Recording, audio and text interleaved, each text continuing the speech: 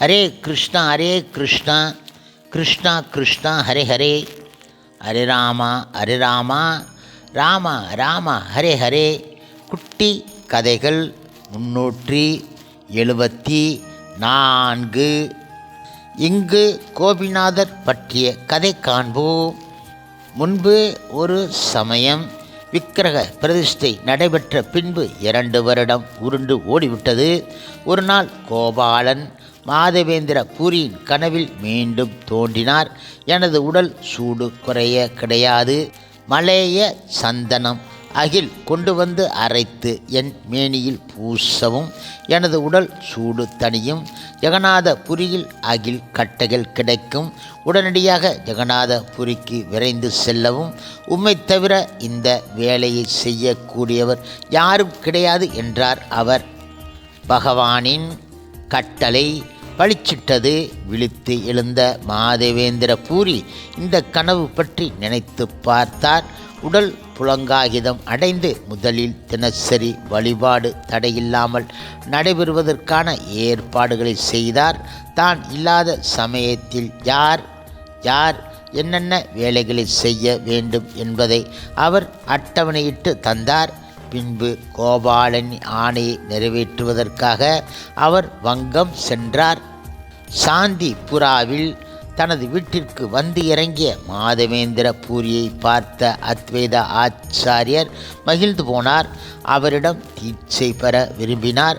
அவருக்கு தீட்சை அளித்து அதன் பின்பு ஒரிசா பயணமானார். யமுனா வந்தவுடன் கோபிநாதர் ஆலயத்திற்கு வருகை தந்தார். இப்பொழுது விக்கிரகத்தின் கொள்ளை அழகை பார்த்த மாதவேந்திர பூரி பரவசம் அடைந்தார். பின்பு கோவிலிலே ஆடினார், பாடினார். பிறகு சற்று யோசித்தார். இங்கு தினசரி பூஜை ஒழுங்கு கெடாமல் பிரமாதமாக நடைபெறுவதை பார்த்தால் இறைவனுக்கு படைக்கப்படும் நிவேதனம் அதி நேர்த்தியாக இருக்க வேண்டும். என்ன மாதிரி நிவேதனம் இங்கு தயாரிக்கப்படுகிறது என்பதை மடப்பள்ளி பிராமணர்கள் இடமிருந்து தெரிந்து கொள்கின்றேன். இது மாதிரியே கோபாலனுக்கும் படைக்கலாம் அல்லவா? மாலையில் சந்தியா பூஜை காலத்தில் 12 மண் பாண்டங்களில் கீர் பகவானுக்கு படைக்கப்படுகின்றது. அமிர்தம் போன்ற சுவை படைத்து இருப்பதால் இது அமிர்த கேலி எனப்படுகிறது. கோபிநாத கீர் என்றால் அத்தனை பிரசித்தம். வேறு எங்கும் இதை சுவைக்க முடியாது. இப்பொழுது பிராமணர் ஒருவர் இடம் இந்த தகவலை மாதவேந்திர பூரி கேட்டுக்கொண்டு இருக்கும் சமயத்தில் முழுமுதற் கடவுள் மற்றும் பரம புருஷ பகவான் ஸ்ரீ கிருஷ்ணரின் அர்ச்சா அவதாரமான கோபிநாதர் முன்பு கீர் நிவேதனம் செய்வதற்காக கொண்டு வைக்கப்பட்டது. இந்த கீர் தனக்கும் சற்று கிடைத்தால் ருசி பார்த்துவிட்டு பிறகு கோபாலனுக்கு தினமும் இதையும் சேர்த்து நிவேதனம் தயாரிக்க செய்யலாமே. இப்படி எண்ணி பார்த்தார் மாதவேந்திர பூரி. நிவேதனம் செய்வதற்கு முன்பாக ருசி பார்க்க விரும்பிய தன் பேதமை நொந்து கொண்டார். வெட்கத்தில் நாக்கை கடித்து கொண்டார். பின்னர் திருமாலை தியானித்தார். இப்பொழுது நிவேதனம் முடிந்துவிட்டது. கோபிநாதருக்கு ஆரத்தி நடந்தது. பகவானுக்கு சாஷ்டாங்கமாக நமஸ்காரம் செய்துவிட்டு கோவிலை விட்டுவிட்டு வெளியேறிவிட்டார் மாதவேந்திர பூரி. யார் இடமும் சொல்லிக் கொள்ளாமல் அபச்சாரம் செய்துவிட்டதாக நினைத்து கொண்டு கிராமத்திற்கு ஒதுக்குப்புறமாக இருக்கிற சந்தடி இல்லாத அங்காடியில் வந்து உட்கார்ந்தார் பூரி. பகவானின் புனித திருநாமத்தை உச்சரித்தபடியே இருந்தார். இதற்கு இடையில் அர்ச்சகர் பகவானை துயில் உயரச் செய்து தானும் படுக்கையில் படுத்தார். தூங்கிக் கொண்டு இருந்தவர் கனவில் கோபிநாதர் வந்தார். தூங்கியது போதும், விழித்து எழுவாயாக. கோவிலுக்கு போய் என் வஸ்திரத்துக்கு பின்னால் ஒரு பாண்டம் கீர் ஒளித்து வைத்து இருக்கிறேன். இதை எடுத்து போய் ஊர்கோடியில் அமர்ந்து இருக்கும் மாதவேந்திர பூரி என்ற சந்நியாசியிடம் கொடுப்பாயாக என்றார் அவர். இப்பொழுது பகவானின் கட்டளையை கேட்ட அர்ச்சகர் நீராடி பிறகு கருவறைக்கு சென்றார். கதவை திறந்து பார்த்த பிறகு ஒரு பானை கீர் இருப்பது தெரிந்தது. கையில் பாண்டத்தை எடுத்த பிறகு அவர் தரையை சுத்தம் செய்தார். அங்காடிக்கு சென்றவர் ஒவ்வொரு கடையாக ஏறி மாதவேந்திர பூரி யாரோ அவர் தம்மிடம் வந்து கீரை பெற்று கோபிநாதனின் பிரசாதத்தை பருகி எல்லா நலனும் அடையுமாறு கூவி அழைத்தார் அர்ச்சகர். இப்பொழுது கோபிநாதர் ஒளித்து வைத்த இந்த பிரசாதத்தை பெறுபவர் 3 உலகிலும் மிக மிக பாக்கியவான் ஆவார் என்றார் அவர். இதனை கேட்ட மாதவேந்திர பூரி வெளியில் வந்து தான் இன்னார் என தெரியப்படுத்தினார். அவரிடம் கீழ் நிரம்பிய பாண்டத்தை அர்ச்சகர் கொடுத்தார். பின்பு அவருக்கு வணக்கத்தை செலுத்தினார். கோபிநாதர் தனக்காக சிறிது பால் கீரை ஒளித்து வைத்து இருந்தார் என பிராமணன் கூறியதை கேட்ட மாதவேந்திர பூரி கோபாலனை நினைத்து உருகினார். அவர் உடலில் தோன்றிய பக்தி பரவசத்தை பார்த்த அர்ச்சகர் ஆச்சரியம் அடைந்தார். மாதவேந்திர பூரியின் பக்தி பரவசத்தை பார்த்த அர்ச்சகர் ஏன் பகவான் அவரிடம் இவ்வளவு பரிவு காட்டினார் என்பதை உணர்ந்து கொண்டார். மறுபடியும் மாதவேந்திர பூரியின் காலடியில் விழுந்து நமஸ்கரித்தார் அர்ச்சகர். பின்னர் கோவில் திரும்பிவிட்டார். கீரை சாப்பிட்ட பின்பு மாதவேந்திர பூரி களிமண் பானையை சில்லாக உடைத்து அவற்றை தனது மேல் வஸ்திரத்தில் வைத்து மூடி போட்டு கொண்டார். பிறகு ஒவ்வொரு நாளும் இந்த உடைந்த சில்களை ஒவ்வொன்றாக எடுத்து சாப்பிடுவார். இப்படி சாப்பிடுகையில் பக்தி பரவசம் அவரை ஆட்கொள்ளும். பகவான் தனக்களித்த ஒரு பானை கீர் அதிசயத்தை மறுநாள் காலை மக்கள் கேள்விப்பட்டால் இன்னும் கூட்டமாக பக்தர்கள் வருவார்கள். இவ்வாறு மாதவேந்திர பூரி நினைத்தார். இப்பொழுது கோபிநாதரை மானசீகமாக நமஸ்கரித்துவிட்டு சூரியன் எழுமுன் யமுனாவை விட்டுவிட்டு நகர்ந்தார். மாதவேந்திர பூரி கடைசியில் அவர் நீலாச்சலத்தை அடைந்தார். அங்கு ஜெகநாதர் திருமேனியை பார்த்தவர் உணர்ச்சி பொங்க தழுதழுக்க பக்தி ரசத்தை வெளிப்படுத்தினார். விழுந்தார், எழுந்தார், ஆடுவார், பாடுவார். ஜெகநாதரை இப்படி பக்தி பரவசம் பொங்க அவர் வழிபட்டார். மாதவேந்திர பூரியின் உச்சம் ஆன்மீக தாக்கத்தை கண்ட மக்கள் கூட்டமாக அவர் இருக்குமிடத்திற்கு வந்து சேர்ந்தார்கள். அவருக்கு பலவிதத்திலும் பணிவிடை செய்தார்கள். யமுனாவை விட்டு ஓடி வந்தவர் ஜெகநாத பூரியை விட்டு அவசரமாக வெளியேறவில்லை. பக்தி பெருக்கு பக்தன் எங்கு சென்றாலும் அவனுடன் சேர்ந்து செல்லும். இது இவர் விஷயத்திலும் முற்றிலும் உண்மை. கனவில் கோபாலன் தனக்கு சந்தனம் கேட்டதை ஜெகநாதரின் சேவகர்களுக்கு கூறினார். மாதவேந்திர பூரி இதனை கேட்ட சேவகர்கள் பெருமுயற்சியுடன் அகில் கட்டை சேகரிப்பில் இறங்கினார்கள். அரசாங்க அதிகாரிகள் உடன் பரிச்சயம் உள்ளவர்கள் அவர்களிடம் கெஞ்சி கூத்தாடி தேவையான சந்தன அகில் கட்டைகளையும் சூடத்தையும் பெற்றார்கள். சந்தன அகில் கட்டைகளை சுமந்து செல்வதற்காக ஒரு ஆளும் சந்தனம் அரைப்பதற்கு ஒரு அந்தணனும் மாதவேந்திர பூரியுடன் அனுப்பி வைக்கப்பட்டார்கள். இது தவிர பயணச் செலவும் அவருக்கு வழங்கப்பட்டது. சுங்க அதிகாரிகள் இடம் காட்டுவதற்கான உரிய பத்திரங்களும் தயார் செய்து அவர் வசம் ஒப்படைக்கப்பட்டன. நீலாச்சலத்தில் இருந்து கிளம்பிய சில நாட்களில் மாதவேந்திர பூரி யமுனா திரும்ப வந்து அடைந்தார். திரும்ப அவர் கோபிநாதரின் தாமரை திருவடிகளை மானசீகமாக வணங்கியபடி இருந்தார். பக்தி பரவசத்தில் ஓயாமல் ஆடினார், பாடினார். சிறிது நேரம் கழித்து அர்ச்சகர் கீர் பிரசாதத்தை மாதவேந்திர பூரியின் முன் கொண்டு வந்து வைத்து அவருக்கு வணக்கம் செலுத்தி அதனை உண்ணுமாறு வேண்டிக் கொண்டார். அன்று இரவு மாதவேந்திர பூரி கோவிலில் ஓய்வெடுத்தார். விடுவதற்கு சற்று முன்பு அவர் ஒரு கனவு கண்டார். கனவில் தோன்றிய கோபாலன் மாதவேந்திர பூரியை பார்த்து கூறினார், நீ கொண்டு வந்துள்ள சந்தனத்தையும் பச்சை கற்பூரத்தையும் நான் முன்னமே பெற்று கொண்டு விட்டேன். பச்சை கற்பூரத்தையும் சந்தனத்தையும் சேர்த்து அரைத்து குழம்பாக்கி தினமும் என் திருமேனியில் சாற்று முறை செய்யவும், எத்தனை நாட்களுக்கு சந்தனம் காணுகின்றதோ அத்தனை நாட்கள் வரை சந்தன காப்பு அலங்காரம் செய்யவும். மாதவேந்திர பூரியே, என் திருமேனிக்கும் கோபிநாதர் திருமேனிக்கும் இடையில் பெருத்த மாறுபாடு கிடையாது. கோபிநாதர் மேனியில் செய்யப்பட்ட சந்தனக்காப்பு என் மேனியில் செய்யப்பட்டது மாதிரி ஆகும். இப்படியாக என் மேனி சூடு தணியும். எனது ஆணையை நிறைவேற்ற தவறாதே. நான் சொல்வதை நம்புவாயாக. எதை செய்யணுமோ அதை உடனடியாக செய்யவும் என்றார் அவர். இவ்வாறு கட்டளையிட்ட பிறகு கோபாலன் மறைந்து விட்டார். விழித்து எழுந்தவுடன் மாதவேந்திர பூரி கோபிநாதின் சேவகர்களை அழைத்து கூறினார், நான் கொண்டு வந்த சந்தன கட்டைகளையும் பச்சை கற்பூரத்தையும் திரும்ப எடுத்துச் செல்லவும்.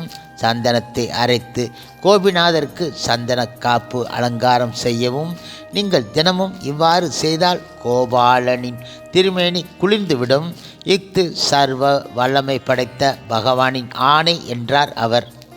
இப்பொழுது கோபிநாதனின் சேவகர்களுக்கு தாங்கள் கொண்டு வந்த சந்தனம் தங்கள் பகவானுக்கே கோடையில் அலங்கரிப்பதற்கு போதும் என நினைத்து பார்க்கையில் மகிழ்ச்சி ஆகிவிட்டது. தன்னுடன் வந்த 2 சேவகர்களும் சந்தனம் அரைக்க வேண்டுமென மாதவேந்திர பூரி விரும்பினார். ஒத்தாசைக்கு மேலும் 2 பேரை வைத்து கொண்டால் அவர்களுக்கான ஊதியத்தையும் தாம் தருவதாக அவர் கூறினார். இப்பொழுது கோபிநாதர் சந்தன காப்புக்கு பங்கம் இல்லாதவாறு இந்த ஏற்பாடு வகையாக அமைந்தன. கையிருப்பு தீரும் வரையில் மாதவேந்திர பூரி ரமுனாவில் தங்கினார். பின்னர் கோடை இறுதியில் மாதவேந்திர பூரி நீலாச்சலத்திற்கு திரும்பிவிட்டார். அங்கு மாரிக்காலத்தை 4 மாதங்கள் கழிக்க திட்டமிட்டு இருந்தார். மாதவேந்திர பூரியின் வாழ்க்கையில் நடைபெற்ற இந்த நிகழ்ச்சிகளை விவரித்த சைத்தன்ய மகாபிரபு நித்யானந்தரை பார்த்து கூறினார், மாதவேந்திர பூரியைப் போல் பூமியில் யாராவது அதிர்ஷ்டசாலிகள் இருக்கின்றார்களா? பால் வழங்கும் சாக்கில் பகவான் கிருஷ்ணரே அவருக்கு கோபாலனாக காட்சியளித்தார்.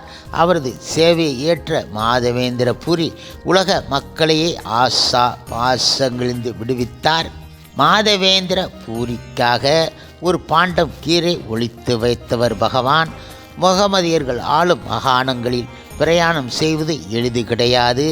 சந்தன கட்டைகளையும் பச்சை கற்பூரத்தையும் சுமந்தவர் எவ்வளவு சிரமப்பட்டு இருப்பார். பகவான் கோபாலனுக்கு தெரியாதா என்ன? மாதவேந்திர பூரியின் முயற்சிகள் வீண் போகாதவாறு சந்தனத்தையும் பச்சை கற்பூரத்தையும் தனது மேனியில் பூசியவன் மாயவன் கோபிநாதன் ஆயிற்றே. மாதவேந்திர பூரியின் ஆழமான கிருஷ்ண பிரேமியின் தரத்தை எடைபோட்டு பார்க்குமாறு நித்யானந்தரிடம் மகாபிரபு கூறினார். எங்கே மற்றவர்கள் உடன் சேர்ந்தால் ஆசா பாசங்கள் வந்து ஒட்டி கொள்ளுமோ என பயந்து மாதவேந்திர பூரி தனித்து இருப்பார். உலக விஷயங்களில் பற்று அற்று எப்போதும் வாய் பொத்தி இருப்பார். யார் இடமும் சென்று யாசிக்க மாட்டார். யாராவது முன் வந்து உணவு கொடுத்தால் பெற்றுக்கொள்வார், இல்லாவிட்டால் உபவாசம்தான். பகவான் கோபாலனின் ஆணையை ஏற்ற மாதவேந்திர பூரி என்ற மனிதர் சந்தனக்கட்டை சேகரிப்பதற்காக ஆயிரக்கணக்கான கிலோமீட்டர் தூரங்கள் நடப்பார். பசி எடுத்தால் யாசகம் கேட்க மாட்டார். ஆனால் சந்தனக்கட்டை கூசாமல் யாசகம் கேட்பார். சொந்த சௌரியங்களை பாராமல் சுமார் 37 கிலோ எடையுள்ள சந்தனக்கட்டைகளையும் 30 கிலோ கற்பூரத்தையும் சுமந்தவர் இந்த மகான் ஆவார். முகமதியர்கள் ஆட்சி செய்யும் மாகாணங்கள் வழியை செல்ல நேரிட்டாலும் அவர் கவலைப்பட்டது கிடையாது. கையில் சல்லிக்காசு கூட இல்லாவிட்டாலும் சுங்க காவலர்களை தாண்டி செல்ல அவர் தயங்கியது கிடையாது. கோபாலன் திருப்தி அடைவதற்காக எவ்வளவு சந்தனக்கட்டை பாரத்தையும் சுமப்பதை மகிழ்ச்சி என நினைத்தவர் இவர். பகவான் கிருஷ்ணரிடம் மாதவேந்திர பூரி எவ்வளவு பிரேமை கொள்கிறார் என்பதை காட்டுவதற்காகவே நீலாச்சலத்திற்கு சென்று அகில் கட்டைகளை கொண்டு வருமாறு அவரை கோபாலன் ஏவினார். சந்திரக்கட்டையை கொண்டு வருமாறு பகவான் ஆணையிட்டதன் நோக்கம் மாதவேந்திர பூரியின் பக்தியை சோதிப்பதற்காக. இந்த பரீட்சையில் தேறிய மாதவேந்திர பூரியை கோபாலன் கோபிநாதர் திருமேனியில் சந்தனத்தை பூசும்படி செய்துவிட்டார். பரமனுக்கும் பக்தனுக்கும் இடையே எத்தகைய நெருக்கம் என்பதை இந்த சம்பவம் காட்டுகின்றது. பாமர மக்களுக்கு இதெல்லாம் எங்கே புரியப் போகின்றது? இவ்வாறு பேசிய பிறகு மகாபிரபு மாதவேந்திர பூரி இயற்றிய கவிதை ஒன்றை படித்தார். சந்திரனைப் போல் இந்த கவிதை உலகம் முழுவதையும் தெளிவு பெறச் செய்து இருக்கின்றது. அரைக்க அரைக்க எப்படி தன் மனம் கெடாது சந்தனம் இருக்கின்றதோ, இந்த கவிதையின் முக்கியத்துவம் திரும்ப திரும்ப ஆராய்வதனால் பெருகக்கூடுகிறது. கஸ்துவ மணி எப்படி அணிகலன்களெல்லாம் மிகச் சிறந்ததாக கருதப்படுகின்றதோ, இந்த கவிதையும் அது மாதிரி முதன்மையானது. இதை பொழிந்தவள் திருமதி ராதாராணி. அவளது கருணையினால் இஃது மாதவேந்திர பூரியின் வர்ணனைகளில் சிக்குண்டது. இந்த இருவரை தவிர சைத்தன்ய மகாபுரு மட்டுமே இதன் உட்கருவை சுவைத்தவர். நான்காவது நபர் யாராலும் இதை புரிந்து கொள்ள முடியாதது ஆகும். தனது வாழ்நாள் இறுதியில் இந்த கவிதை வரிகளை திரும்ப திரும்ப பாடியபடியே இருந்தார் மகாபிரபு. இப்படியாக வாழ்வின் இறுதி நாளை அடைந்தார். என் பிரபுவே, என் கருணைமிகு எஜமானரே, மதுராவின் மாதவனே, உன்னை நான் மீண்டும் காண்பது எப்போது? உன்னை காணாத ஏக்கத்தில் சஞ்சலம் அடைந்த என் இதயம் அமைதியிழந்து கிடக்கின்றது.